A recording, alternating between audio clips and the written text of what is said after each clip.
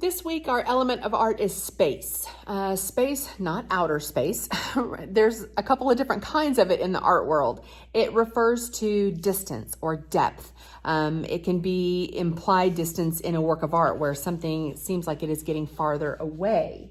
It can be three-dimensional forms. You know, a square becomes a cube or a circle becomes a sphere. So something that has distance, it's no longer a flat 2D object. The other type of space can be referring to positive space, the space that is used in a work of art, versus the negative space, the space that is not used in a work of art. So we're going to create what is called a tessellation. This is something that M.C. Escher is well known for. It implies a lot of math concepts also, and uses every bit of space. So our positive space and our negative space fit perfectly like a jigsaw puzzle. So how we're going to start, this one here has different little cat faces that somebody made. That was really kind of cute, one of my students. I think it's easiest to start with a Post-it note. So with your Post-it note, you're going to go from corner to corner on one side and create a line that is cuttable. It really works better if you go corner to corner. If you don't go corner to corner, then things start to go wrong. It's possible, it's just, it gets confusing easily. So I always, for my students, make them go from one corner to the other, and just to do one side at a time.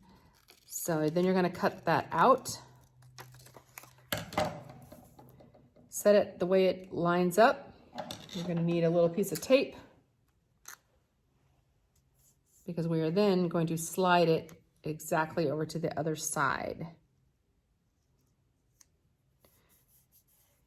Now we're going to go other corner to corner.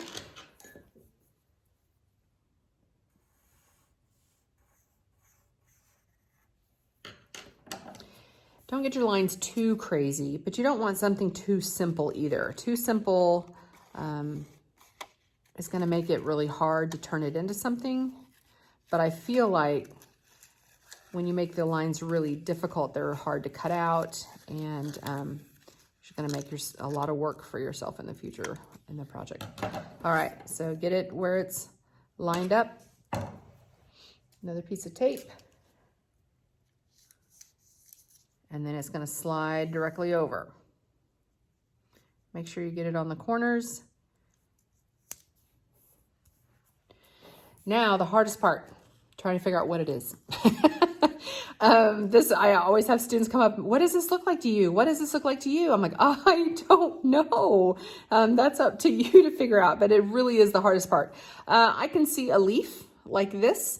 You know, you might be able to move around and be something like a butterfly. So that could be something, maybe some kind of elephant. I don't know, ears, trunk, tusks maybe, but this elephant has horns, so maybe not. I don't know. But like I said, that is the hardest part, is figuring out what is it. If you get stuck and don't know what it is, just don't worry about it yet. You're going to start, I usually start so I know where to start. I fold those corners back in just for the moment. And I get up to a corner of a paper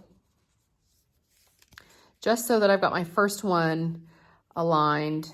It doesn't have to be, but these are just tips that I have found over the years seem to work best. So trace it around your shape.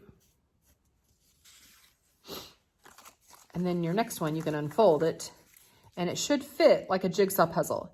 If it does not, you have done something wrong in the taping part or the cutting part. So, you know, see what you can do. You can either play it out and see how it goes, or you can grab another Post-it note and try again. It usually happens when things do not get hooked up to the corners exactly. So that one goes like that. See, even just like this. This to me looks like a nose and a mouth. So, I mean, maybe it could be somebody's face.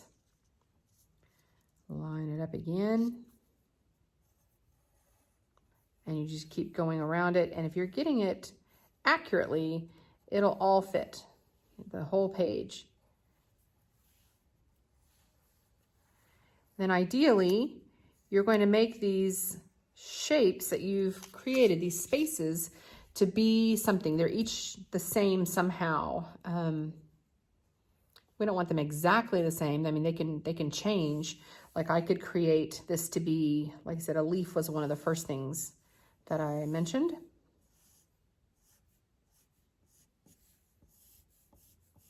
And so I could have a red leaf, a yellow leaf, a brown leaf, a green leaf. And so I could have it created kind of like a fall picture. Or, you know, if I don't want them to be leaves and I wanted them to be something different, you know, kind of go from that and see what other type of items it could be. I've got right here where I said it looks like a nose and lips, chin. Maybe she's got a ruffly collar up or something. Maybe it's a queen. Maybe this is a tiara.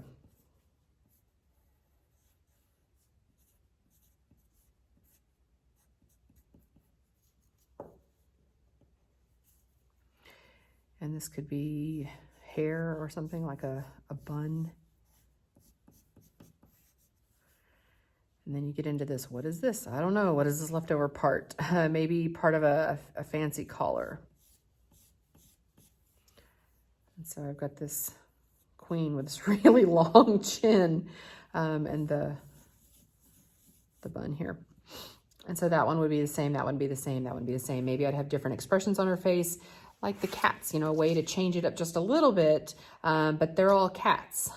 So that's kind of what you're going for. I don't want to necessarily have a queen, a leaf, an elephant, a butterfly. I'm not going for that different. I want them to all go together somehow. But this is space, so we're using every bit of space, creating our positive space and our negative space to go hand in hand.